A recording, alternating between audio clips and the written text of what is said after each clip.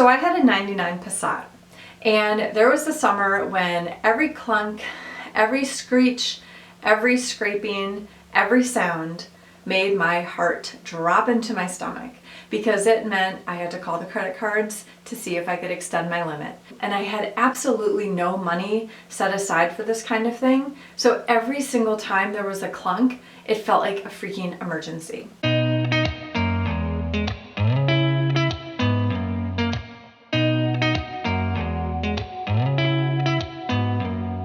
So if you're interested in what I have to say about creating a better relationship with your car over time to save money, go ahead and like this video, and if you haven't yet, please subscribe. For those of you who are new to the channel, welcome. I'm so glad you're here. My name is Katie. I'm a financial coach for women, and I just am obsessed with this idea of having a joyful, debt-free journey. Over 10 years ago, I had about $40,000 in debt, which I paid off over a period of time, and that transformation in my life was everything. So my mission today is to help women get on their own debt-free journey that feels good, that works, that's sustainable over time, and that truly is joyful. When I think about what are some ways that I can support you on your debt-free journey, one thing that is really near and dear to my heart is knowing how to take care of your car and just having a little bit of knowledge around some ways that you can save money around your car. Quick disclaimer, I am not an expert in vehicles. I am not a mechanic.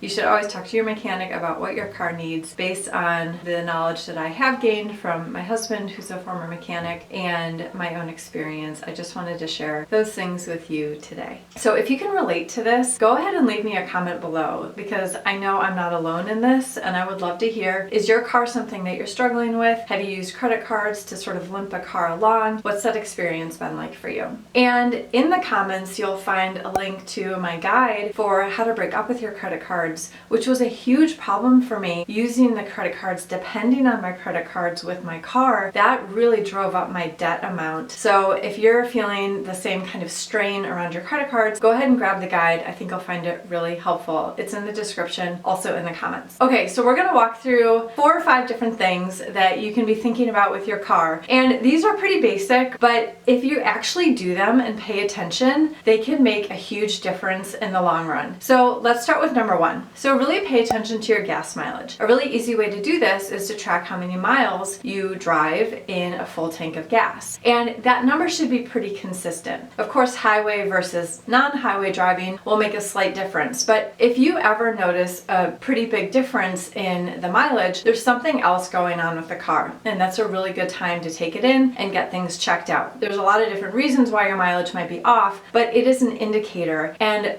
if I've learned anything about my car, there's lots of indicators before big catastrophic things can happen, and we really want to be paying attention to those indicators. So your mileage is one of those things that can be a really great indicator of whether or not there's something else going on with your car. One of the most common reasons your mileage might be off is that your tire pressure is low. So that's something you can learn how to do yourself. Check yourself, fill up yourself, make sure that you know the right pressure amount for each of your tires, and that's a really easy thing you can do on your own. And so if you do check and see that the pressure amounts are low, that's probably what is going on with your fuel mileage. So get those blown back up. That's going to make the car drive more efficiently, and of course you're going to save money on fuel. Number 2 has to do with fuel. And my husband explained this to me the other night, and now he's on a work trip, and I know he's super busy, otherwise I would literally text him right now to explain it again.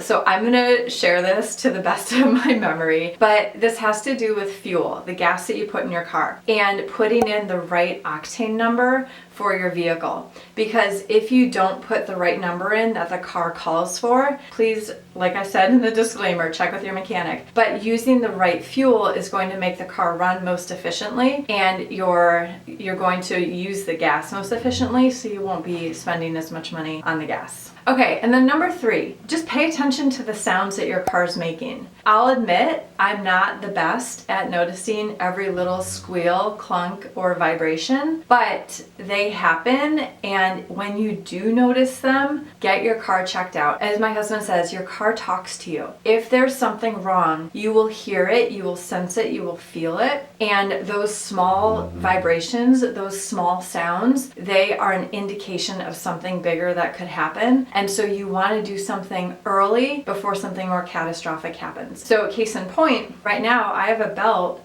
in my engine. I have a belt that is squealing when I start up the car. And he basically said, we need to replace that belt. We don't have to do it right now, but that sound is an indication that that belt could, burst, ruin the engine, whatever, like big catastrophic thing. Right now it's not a big deal, it's an annoying sound, but it's a sign that it needs to be replaced. If your tires are wobbly, right, they are likely out of alignment, or they've been wearing unevenly because they weren't balanced properly. I don't know. But if you're wobbly, if the tires are wobbly, you're gonna get poor mileage, so you're gonna be spending more on gas. That lack of balance is just making everything jumble and jangle around, and you don't know what's getting loosened or ruined or damaged over time. If you feel something, if you hear something, listen to it, respond to it, and get it checked out. And then number 4, have a mechanic that you trust, someone you can get to easily, someone that you like, and build a relationship, okay? It can take time to build a relationship with a mechanic, but please be patient. Get referrals from people that you know in the area, and listen to your mechanic.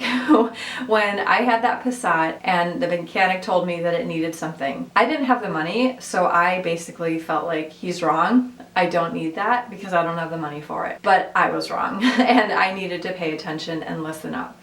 So your car is an amazing machine with a lot of parts. It is, akin to the human body. You can't just walk in and tell your doctor, like, my stomach hurts, and they're like, immediately know, well, this is the answer. My gosh, it could be anything. It could be stress. It could be a food allergy. It could be, you ate something weird. It could be anything, right? Just because your stomach hurts doesn't mean there's like an easy diagnosis. Same thing with your vehicle. Like, be patient. Let your mechanic do their job. You can always, of course, get a second or third opinion, but find someone that you like and trust so you don't feel like you're going around questioning everyone's judgment in town about your car, which, if you're like me, you know nothing about in the first place. Okay, and then number 5, this one might seem a little silly or superficial, but trust me, it works. Like, this really is something that works for me. That is keeping your car clean, and not just the exterior, which might be obvious. I live in New Hampshire. Like, I want to keep the salt off my car. That's actually going to help it stay in good shape. It's going to keep it from rusting out sooner. And I actually oil undercoat my car too. So those of you who live in the snowy, salty areas, you might want to consider that. So how can you keep the body of the vehicle, the frame,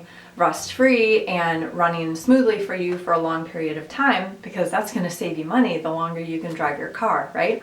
But even keeping the interior clean. Like, I feel like my car is just happier with me when it's got a full tank of gas, fresh oil, and it's clean. So vacuum it, wipe it down, get the garbage out. And I know it's a lot easier said than done, but this is one of those things that just makes all the difference in the world. So one more thing I'll add, and this is for those of you who really want to, go extra here, learn how to do an oil change on your own.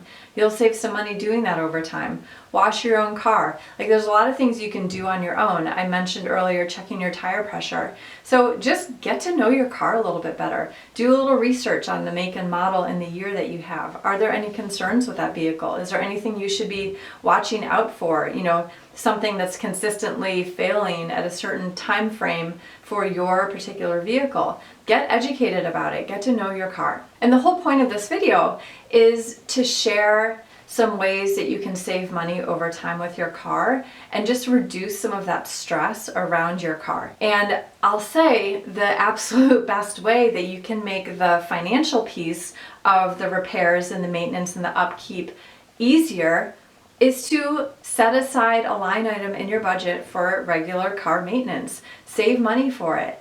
I was horrible at this. I would just wait for something to happen, notice I had no money in my checking account, and put it on a credit card. And there are many times when I actually had to call the credit card company, extend my limit, and then pay for the repair. If you have a car, you are going to need to make repairs. Now, obviously, someone who's driving something that's 20 years old is going to be in a slightly different situation than someone who has a brand new lease. The idea here is that we just want to be able to drive the same vehicle for a long period of time, get to know that vehicle, get to know someone who's going to help you maintain that vehicle, and just really create like a relationship and a bond with a vehicle that's taking you places, that's taking care of you. Like that's all I ever wanted. And I feel that is what I have now. I drive a 2006 Toyota Sienna. Like it's nothing fancy, it's nothing special, but it is super clean and it works, and I know it, I understand it, and I trust the people who take care of it for me. I hope this video was helpful.